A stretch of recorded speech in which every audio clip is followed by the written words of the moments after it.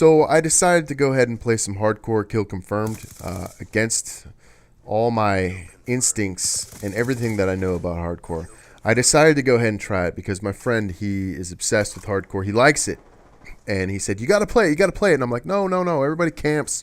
Everybody sits in the corner and plays like bitches. And the first part of this game, you're going to notice that I cut out, the first couple minutes, basically, of the game. And I cut out a few parts here and there in the middle.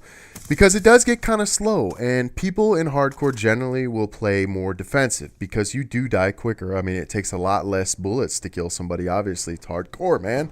You got no UAV, nothing like that. So people play really defensive. But I actually had a really good time playing this match. For me, I don't like using submachine guns. Here I'm using the PDW. I don't have maybe 300 kills with this gun. And the reason why I don't like using submachine guns is for me, it takes like 45 bullets to kill somebody. I don't like getting 20 hit markers. Now, I can do well with the gun, but I just can't stand the constant amount of hit markers. So if you play hardcore, it only takes like 2 or 3 bullets to kill somebody.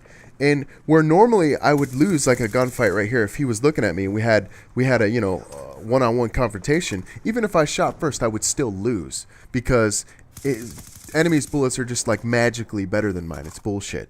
My bullets are just worthless. So in hardcore, it doesn't happen. It seems like when I get on target first, I actually win the gunfights. And I mean, to me, that's really cool.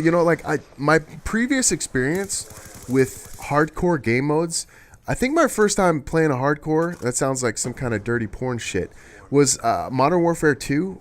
It's probably Modern Warfare 2. And I just distinctly remember people hiding in corners and not moving. And you'd have games that would last like the full 10 minutes and the final score would be like the winning team would have 30 kills and the losing team would have like 15. It's like, huh?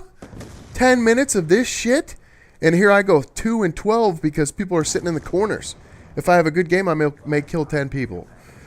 So I really just never was into hardcore any kind of game modes because of that reason. The people hiding and camping, and I just couldn't do it, man. But this, I had a good experience, and it wasn't just this game. I had a good experience the other night playing the hardcore games. Like I said, we probably played 5 or 6 games, kill confirmed hardcore, and the games were moving fairly fast. We weren't reaching the maximum score, but you don't reach the maximum score in regular kill confirmed 90% of the time because they have the point total too high. It's stupid. It should be 75, 80 or something. It's 100. No one's going to get that. Who came up with that idea?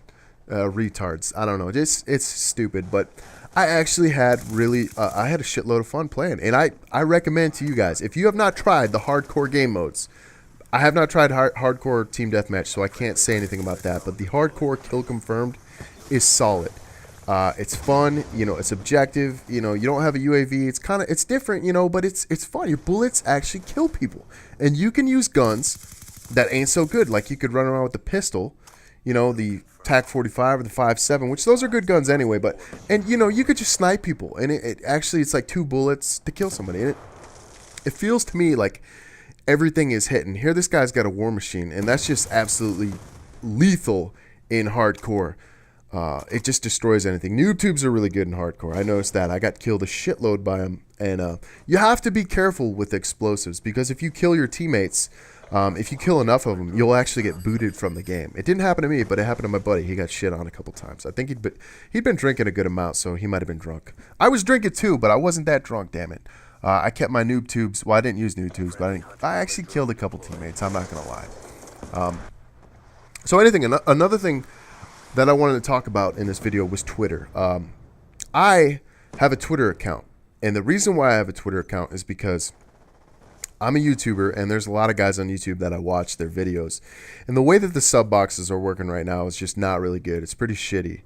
And so I keep track of certain commentators' videos by using Twitter.